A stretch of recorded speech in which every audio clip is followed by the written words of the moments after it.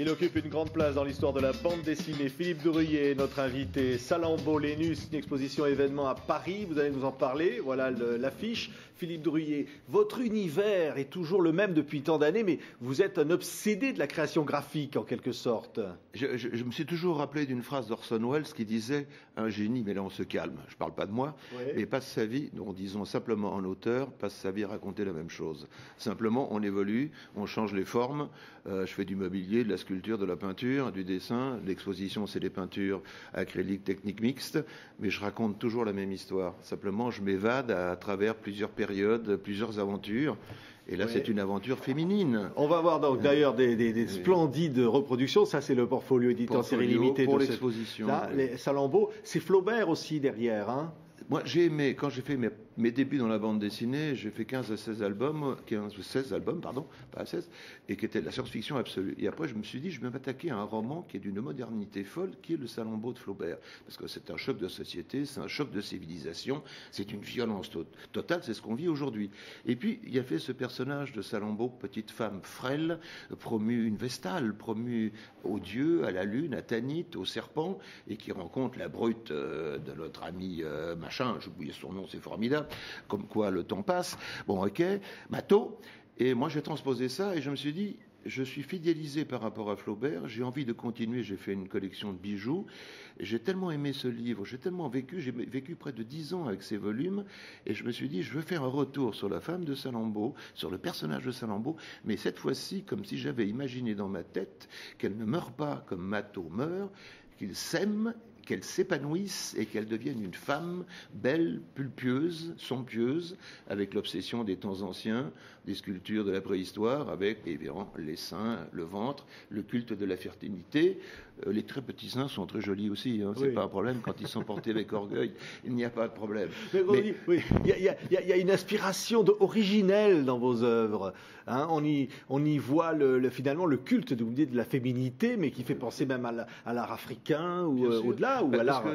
D'abord, moi, la culture que j'ai eue étant môme, parce que j'ai été fils de concierge, sans faire pleurer Margot, où j'avais pas une thune, donc je passais du musée de l'Homme au musée du Louvre, j'allais à la Cinémathèque, j'allais partout, je me fabriquais une culture et je passais d'un an à l'autre et pour moi c'était une merveille parce que j'essayais de retrouver l'essence. On me dit parfois que je suis un dinosaure de la bande dessinée, mais j'ai une profonde mémoire de ce qu'est l'être humain quelque part. Pour moi, la modernité en art, quelle est la modernité? Ce que tout le monde refait et recopie depuis des siècles, c'est les grottes de Lascaux, les Magdaléens, 15 000 ans. On a trouvé à 18 000 ans aujourd'hui. Picasso est issu de ça, nous sommes tous issus de ça. Simplement, chaque société, chaque monde, chaque individu vit dans son époque et on se met à peindre et à travailler parce que sinon, quand on va au musée du Louvre, je le dis toujours, ils ont fait tellement mieux que nous qu'on va vendre des loukoums, hein, basta. Donc c'est ce besoin d'exister. La galerie Pascal Gabert qui va exposer ses œuvres magnifiques. Inspiration au cinéma aussi. Le cinéma vous a beaucoup inspiré. Bien sûr, mais moi j'ai vécu à la Cinémathèque quand j'étais très jeune. J'ai grandi avec le cinéma expressionniste, Murnau, Pabst, Fritz Lang et tout ça. Moi j'ai vécu avec le péplum, j'ai vécu avec tout le cinéma. Le cinéma est une seconde lecture de l'art et un des films les plus beaux pour moi au monde, c'est le 2001 de Arthur C. Clarke qui a fait notre ami Kubrick, parce que c'est le premier film en image de synthèse avant que l'image de synthèse soit inventée, et surtout c'est un film de peintre. Il n'y a pas un plan de ce film qui ne soit pas une peinture cadrée, dessinée et colorée. C'est prodigieux. Donc nous sommes dans le monde de l'image et la bande dessinée est dans le monde de l'image. Et ce qui est extraordinaire, Philippe Drouillet, c'est que on le sait moins, mais vous êtes passé par Pilote avec René Goscinny, vous avez été dans la bande à Pilote et vous avez ensuite créé Métal Hurlant.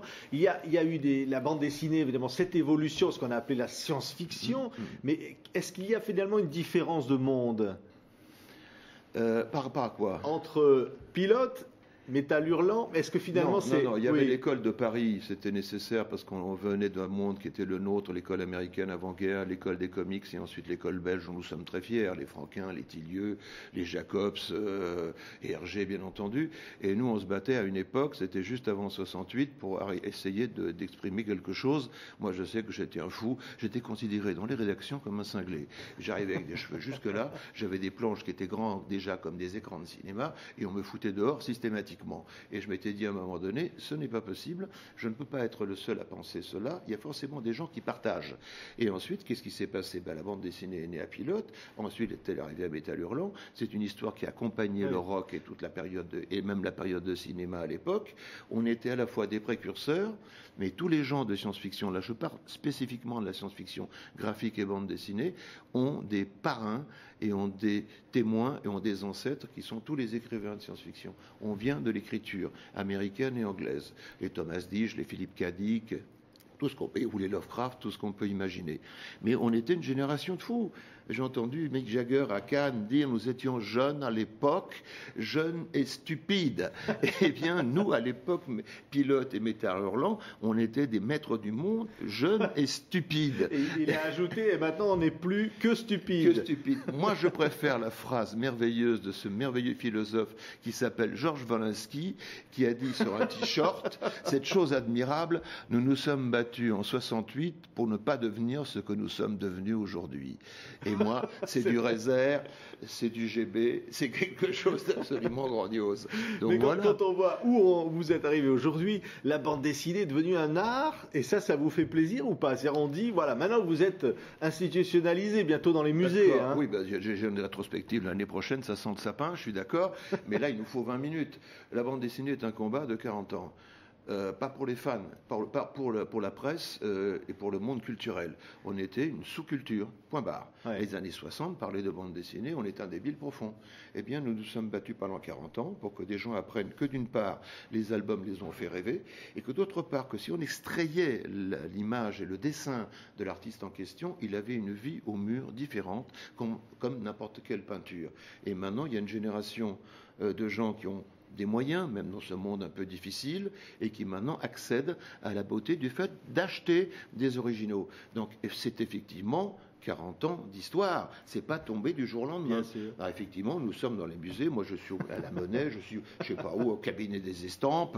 Je finirai pas au Panthéon. C'est réservé à Hallyday. On m'a dit, c'est très bien, on laisse la place. Mais bon, ça fait partie d'un monde. C'est presque, soyons pas prétentieux, mais quand les impressionnistes ou les surréalistes se sont battus, au début, personne n'en voulait. Les impressionnistes, c'est la fin du 19e, c'est les académies qui tiennent le pouvoir dans le domaine de la peinture. Et les gars, il faut qu'ils se battent de l'autre côté.